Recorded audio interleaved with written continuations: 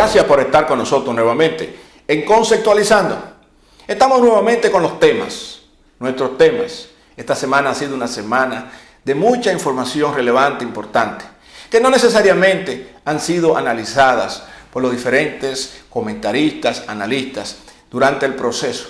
Muchas veces quedan sencillamente los titulares, alguna narrativa que se pudiera estar compartiendo y siempre queda en manos de la persona que recibe la información poder hacer las inferencias. Y de eso se trata, estos comentarios sobre los temas que entendemos tienen relevancia en este momento. Durante esta semana hemos estado compartiendo durante todos estos días temas y parece que no terminan. En el día de hoy pues hemos seleccionado una serie de temas que definitivamente tienen relevancia para el país, trascendencia para el presente y para el futuro también. Pero antes, no se olvide que ya estamos nuevamente de fin de semana y que el respeto al derecho ajeno es la paz. Y a propósito, las malas compañías corrompen las buenas costumbres. Volvemos en breve en Conceptualizando.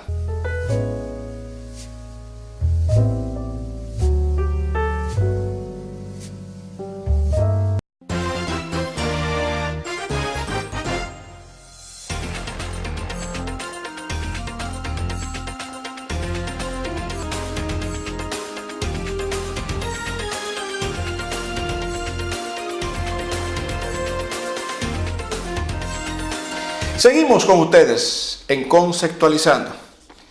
Algo que quisiéramos pues inicialmente comentar. Lo que está bien, está bien.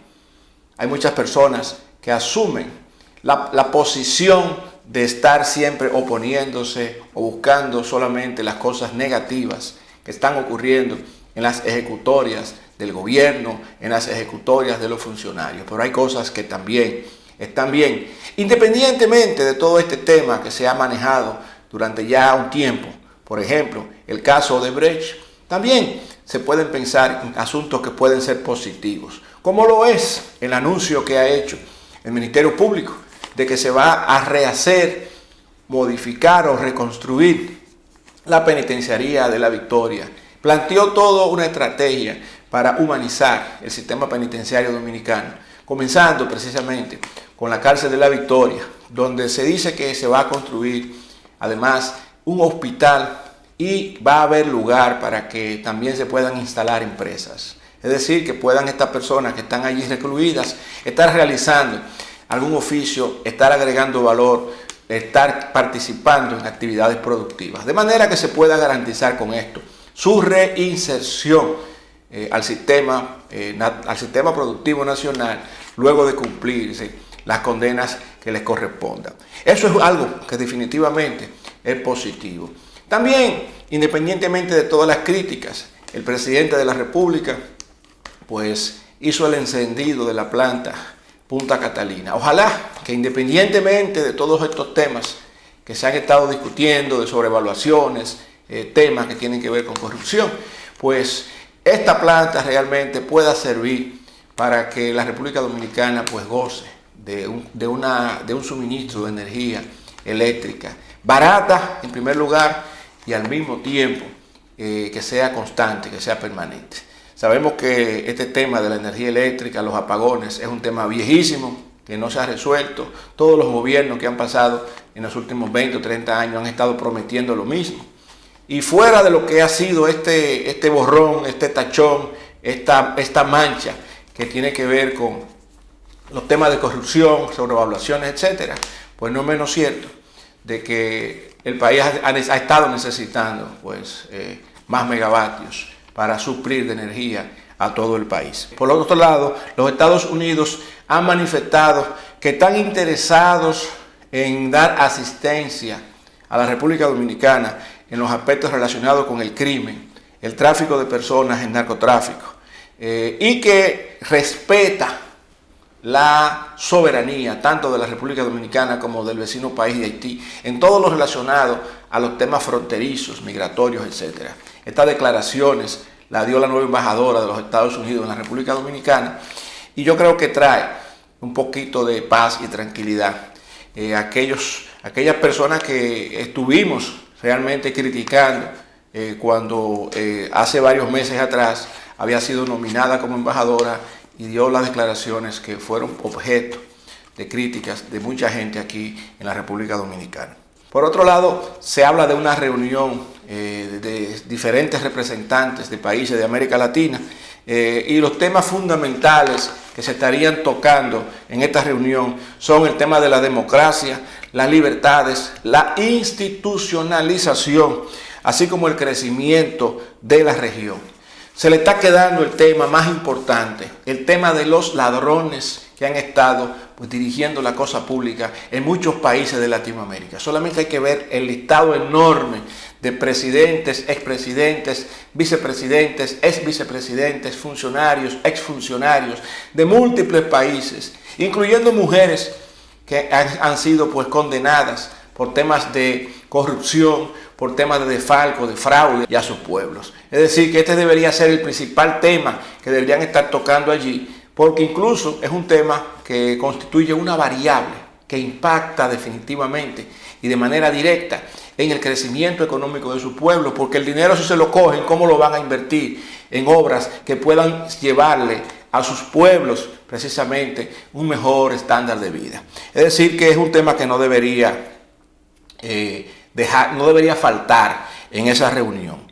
Por otro lado, se habla del tema de la comunicación en función de que se dice más con los gestos, se dice más con el tono, con el lenguaje corporal que con las mismas palabras. Se han hecho estudios en este sentido y entonces hay personas que entienden que pueden sencillamente mostrar talentos fingiendo sin ser auténticos en las cosas que dicen. Y entonces, cuando no existe autenticidad, por más teatro que la gente haga, pues el lenguaje corporal lo delata. Se dice que de la comunicación, solamente un 7% de ella tiene que ver con las palabras que transmitimos, un 38% con el tono y un 55% tiene que ver con el lenguaje corporal o body language, como le llaman.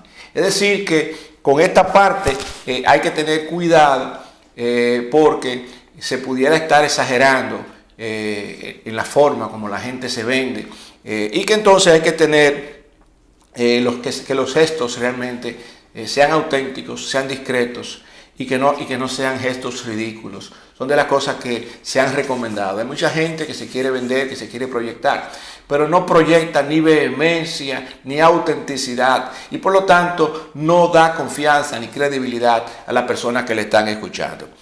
Por otro lado, hay una reunión que se está planteando entre la Dirección General de Migración y el ACNUR, que es el alto mando de la ONU para refugiados. En este tema, se está tocando temas relacionados precisamente con todos estos refugiados que han estado viniendo o que han estado yendo a diferentes países. No sé si la terminología refugiados sea la correcta, pero entiendo que se está incluyendo allí la cantidad de venezolanos que han estado saliendo de sus países, así como otros tipos de otro tipo de nacionalidades que han estado viajando de un lado a otro.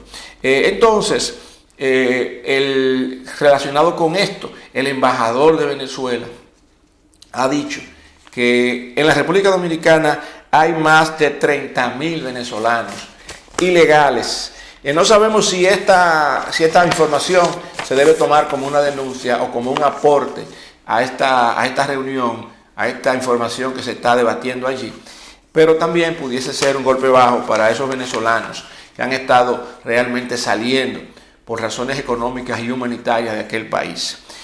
A la Academia Dominicana de la Lengua, por otro lado, se ha opuesto, o algunos de sus integrantes se han opuesto, al lenguaje de doble género. En lugar de decir bienvenidos a ellos y a ellas, en vez de mencionar, por ejemplo, ustedes, eso de estar separando mujer-hombre, cuando se está hablando de grupos, cuando se está hablando en plural. Normalmente nosotros, por ejemplo, que es una palabra en plural, abarca tanto a hombres como a mujeres. Y en este sentido, se ha dicho, se ha subrayado que el lenguaje no tiene géneros. No solamente el lenguaje no tiene géneros, también el delito no tiene géneros. Y solamente tenemos que ver los casos que han estado ocurriendo en Latinoamérica de presidentes, expresidentes, funcionarios, exfuncionarios, que no han respetado los géneros. Hombres y mujeres han estado envueltos en crímenes de corrupción, de desfalco contra el Estado, lavado de activos. Y ahí vemos los casos, por ejemplo, la detención reciente que ha tenido la hija de Fujimori en el Perú, también la detención y condena de la ex vicepresidente de Guatemala, la persecución que se tiene contra la expresidente de Argentina, otra mujer. Es decir, no tiene que ver el género para que las personas hagan las cosas incorrectas. Y en ese sentido, no solamente el lenguaje, sino también el delito. Y en esto, pues yo creo que vale la pena poder distinguir que una cosa es apoyar a la mujer para que ésta no sea agredida, combatir el feminicidio, combatir los abusos contra la mujer. Y otra cosa es que tengamos que pensar que se trata de una guerra de géneros, cuando realmente la dignidad, la igualdad le corresponde a los dos. Por otro lado, hay personas que han estado hablando recientemente de profecías que se han hecho para la República Dominicana. En estos días un pastor pues estuvo diciendo que había una profecía para la República Dominicana, que el presidente Danilo Medina tenía que arrepentirse y que si lo hacía podía reelegirse. Por otro lado, ahora recientemente salió otro pastor con otra profecía diciendo que la República Dominicana estaba bajo juicio, en el sentido de que si no se arrepentía, si no había humillación del pueblo dominicano, pues podría venir pestilencia, podrían venir muertes, podría venir una catástrofe. Hicieron referencia al pasado sismo que ocurrió recientemente y que fue localizado en el noroeste de Haití, que fue de una magnitud de 5.9. Entonces, todos estos temas pues también se están correlacionando con este tipo de pensamientos filosóficos, religiosos, de la fe, aunque hay doctrinas cristianas que entienden que ya no existen profetas en la época. Sin embargo, también hay otras que entienden que sí. Hay otra parte que queremos volver a rescatar. Hay personas que en el tiempo y en el ejercicio del poder o en el ejercicio de sus funciones como funcionarios públicos, y me estoy refiriendo a múltiples gobiernos, no me estoy refiriendo al gobierno actual, han optado por la práctica de la corrupción.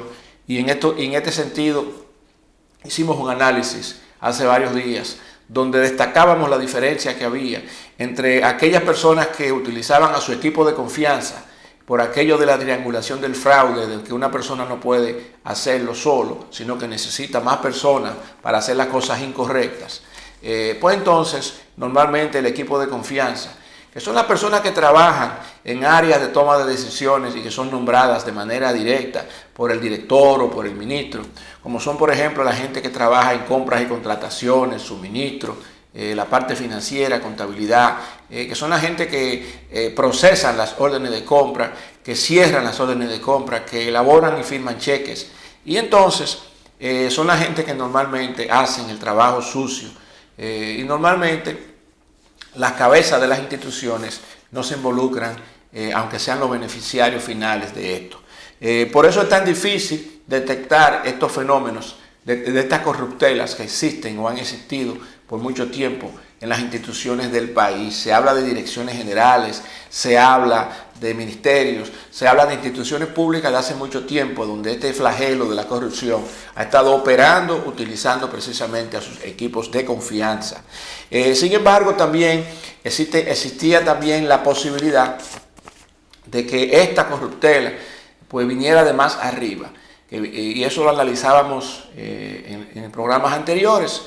Asumimos una hipotética situación donde al llegar al gobierno, pues el equipo de campaña se reúne con el líder, con el candidato ganador, donde el candidato le dice claramente a su equipo, bueno, ya somos gobierno, tenemos que resolver el problema, ahora tenemos que hacernos ricos. Parecería esto de ciencia ficción, nadie va a decir una cosa así, que sea ni grabado ni en público, pero son de las cosas que pudieran estar ocurriendo para que entonces al final del camino se pueda decir que la gente llegó en chancleta y que ahora tiene jipeta y que entonces tampoco puede demostrar cómo ha tenido su crecimiento patrimonial ni lo pueda justificar. Y es el caso de muchísimos funcionarios públicos que han pasado por la cosa pública en la República Dominicana en los últimos 10 gobiernos, 7 gobiernos, 5 gobiernos, ponga usted el tiempo que usted quiera, 30 años, 40 años. Pues miren, ha sido la práctica de mucha gente en el país. Unos decían que la corrupción se detenía en la puerta de su despacho, otros se involucraban totalmente y eran parte del proceso. Y tenemos casos específicos donde políticos de alta talla en República Dominicana han sido condenados. Claro, no se ven tanto los casos de condena, pero han sido condenados precisamente por acusaciones relacionadas con la corrupción administrativa.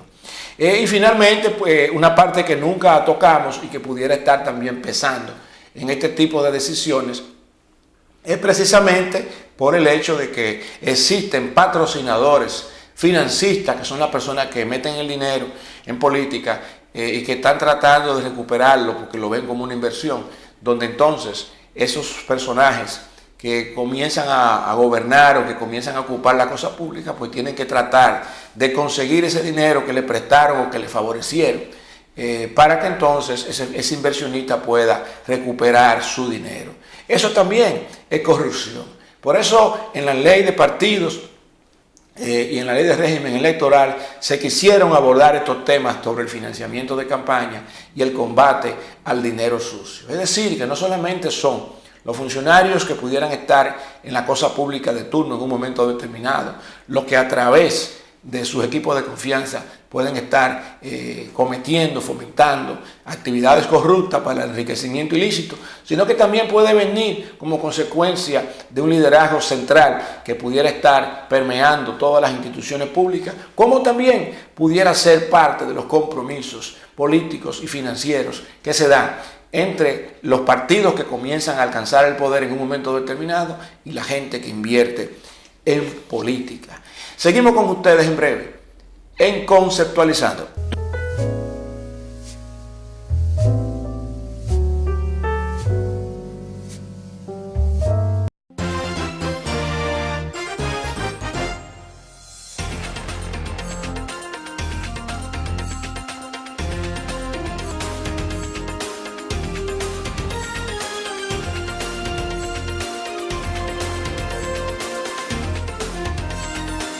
Seguimos en Conceptualizando. Venimos analizando temas de gran interés nacional. La Suprema Corte del Perú rechazó el recurso que se sometió a favor de Keiko Fujimori, quien había sido detenida y ha sido acusada pues, de lavado de activos, corrupción con el tema de Odebrecht en el Perú. Parece que el Perú es un ícono, pues tiene muchos personajes que han estado o en la presidencia o en la vicepresidencia o en alguna función pública importante, que han estado detenidos, encarcelados o perseguidos por la justicia de su país. Por otro lado, hay 9 partidos políticos en la República Dominicana que se acercaron al Tribunal Constitucional a someter un recurso de inconstitucionalidad de la ley de partidos. Se dice que no solamente hay una serie de preceptos constitucionales que no han sido considerados ni respetados por la ley de partidos, sino que también se habla de que se viola la Convención Americana de los Derechos Humanos. En cuanto al tema de los paros sorpresivos que ha propuesto Juan Uvieres a través de lo que es FENATRAN, hay otros sindicatos, sin embargo, relacionados con el transporte que no están de acuerdo. Entonces parecería que existe una división no solamente política en la República Dominicana, sino también una división en los mismos sindicatos, gremios que deberían estar más cohesionados. Pues también se ve la división. Recientemente pasaron las elecciones de la ADP, donde ya la señora Guante fue seleccionada como presidente de esa entidad. Y también allí, en todo este proceso de campaña, se vio el activismo político de los partidos. Es decir, parecería más un cuadro político lo que estaban compitiendo en estas elecciones del ADP, de Asociación de Profesores en la República Dominicana, más que luchar por el gremio. Parecería más gente que van a tener una posición política y que van a influir en sus miembros para votar en elecciones, para mantener la hegemonía en el poder. En este caso, el candidato que estaba siendo apoyado por el partido de gobierno perdió esta candidatura en estas elecciones del ADP. Hay personas que han comenzado a dar lecturas en ese sentido de que realmente esto es parte, una demostración o una muestra del descontento que mucha gente tiene con las realizaciones del partido de gobierno y la popularidad del presidente Danilo Medina, que se ha dicho según las encuestas ha decrecido. Por otro lado está el 12º diálogo político que se lleva a cabo entre la Unión Europea y la República Dominicana. Los temas de agenda de la Unión Europea son importantes. Fíjense que dentro de los temas que se plantean está el Plan Nacional de los Derechos Humanos. Para ellos es muy importante que la República Dominicana respete y se respeten los derechos humanos y se garantice el respeto de los derechos humanos. Habría que ver cuál es el significado que se está planteando con esto, o si tiene algo que ver con el tema de regulatorio, migratorio de la República Dominicana y con aquel famoso tema que yo no comparto de la apatridia de una serie de personas que pues sencillamente son de descendencia haitiana. Por otro lado está en la agenda la ley de partidos y ahora pues vemos que existen rasgos de inconstitucionalidad y rasgos de violación a los derechos humanos según los estados americanos. Y la ley electoral o de régimen electoral que ha estado engavetada, que no progresa, pues ni siquiera la misma ley de partidos que ha sido recientemente promulgada pues ha sido acatada. Los partidos políticos han hecho caso omiso de regulaciones que están en la misma ley de partidos. La gente hace campaña, la gente pone afiche, la gente hace valla, y eso está prohibido en la ley de partidos hasta que la misma Junta Central Electoral no declarara la apertura de la campaña. Es decir, que todavía en pre-campaña no debería existir proselitismo político según esa ley de partidos. Pero están los otros aspectos que también se están considerando inconstitucionales, que están debatiéndose en la opinión pública. Por otro lado, esta Unión Europea también en su agenda tiene y ha planteado el marco de financiamiento plurianual para lo que serían los años 2021-2027. Esto significa que están vigilando si la República Dominicana está cumpliendo con el Plan Nacional de los Derechos Humanos, si están cumpliéndose con el tema de la ley de partidos, si está cumpliéndose con la ley electoral, que todavía no existe, pero sí existe la ley de partidos. Y entonces, aparentemente, luciría que habría un condicionamiento para continuar apoyando financieramente a la República Dominicana. Por otro lado, el Cabildo del Distrito Nacional ha dispuesto o ha dicho que está dispuesto a vender un terreno para la construcción de un politécnico en Cristo Rey. Nos estamos preguntando, y esto no es una crítica al ayuntamiento, sino una pregunta, si realmente el Estado, en qué condiciones el Estado puede estar tomando decisiones para vender activos que pertenecen al pueblo.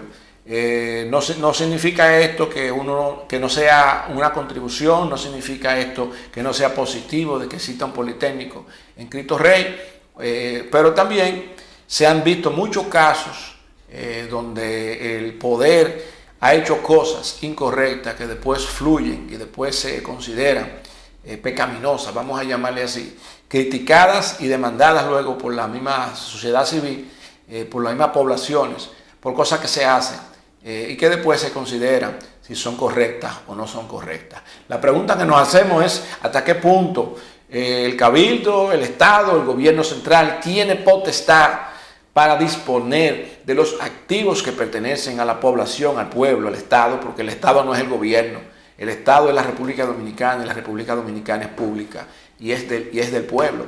Entonces, ¿se tiene potestad para esto? ¿Cuáles son los derechos que se tienen? ¿Está el pueblo de acuerdo con estas cosas que se han hecho? Sabemos de muchos casos que se han otorgado tierras a personalidades, a empresas, a extranjeros, que se han tomado decisiones de concesiones de ese tipo. Entonces, queda por verse si estas decisiones realmente deben ser refrendadas por el Congreso Nacional, pero con los temas de institucionalidad que tiene la República Dominicana, tal como planteó la Gallup. O sea, solamente una institución pasa del 50% en cuanto a lo que es la confianza que se tiene en ellas. Y es el caso de las universidades. Y a nuestro entender hay que bajarle algo a eso, porque una cosa es con guitarra y otra es con violín. Es decir, que el resto de las instituciones del país están realmente muy cercanos y muchas de ellas por debajo del 50% en cuanto a la confianza que la población le tiene. Entonces hay que tener cuidado con este tipo de decisiones, porque ni siquiera en el Congreso de la República se tiene confianza. La República Dominicana, la población ha dicho que no confía en los partidos políticos. ¿Y quiénes son los que están en el Congreso? Políticos. ¿Y a quiénes pertenecen? A partidos políticos. Entonces, no se confía en los partidos, tampoco se confía en el Congreso. Aunque se tomen decisiones, aunque se hagan las cosas que ellos plantean, aunque se tengan que respetar las leyes que ellos paren, aunque esas leyes sean injustas, aunque esas leyes desprotejan más a la población y le quiten el poder legítimo que tiene. Pero es la realidad que estamos viviendo. Estamos en un franco deterioro de lo que ha sido la institucionalización en la República Dominicana. Seguiremos con ustedes la semana entrante en Conceptualizando.